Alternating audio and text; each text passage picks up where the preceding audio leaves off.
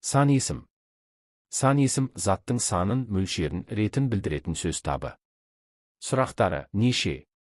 Қанша? Нешінші? Қаншасыншы? Мысалы: 1, 2, 10, 20, бірінші, бесінші. Сан есімнің 6 түрі бар. Есептік сан есім.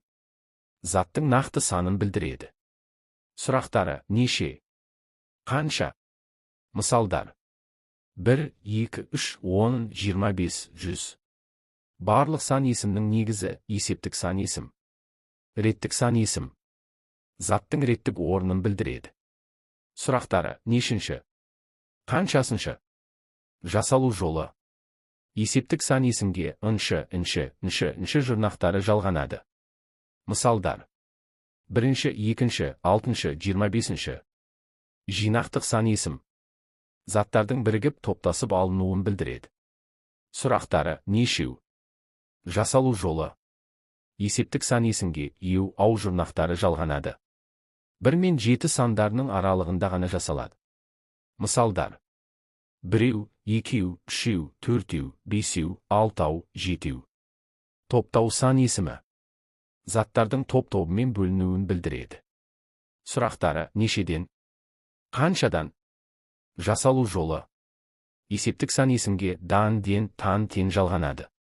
Мысалдар: 2-ден, 5-тен, 10-нан. Болжалдық сан есім.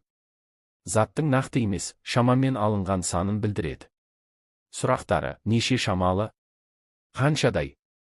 Жасалу жолдары: дайди, тай, ти. Шамалы, жуық, тарта, шақты сөздері арқылы. Мысалдар: 10-дай, 50-дей, 100 шақты, 5 шамалы. Бөлшектік сан есім. Заттың бөлшек мөлшерін білдіреді. Сұрақтары: қанша бөлігін? Мысалдар: жарты, ширек, 3-тен 1, 5-тен 2. Қорытынды. Есептік: неше? Қанша? 5. Реттік: нешінші? 5-ші. Жинақтық: нешеу? 5-еу. Топтау: нешеден? 5-тен. Болжалдық: қаншадай? 50-дей. Бөлшектік: қанша бөлігін? 3-тен 1.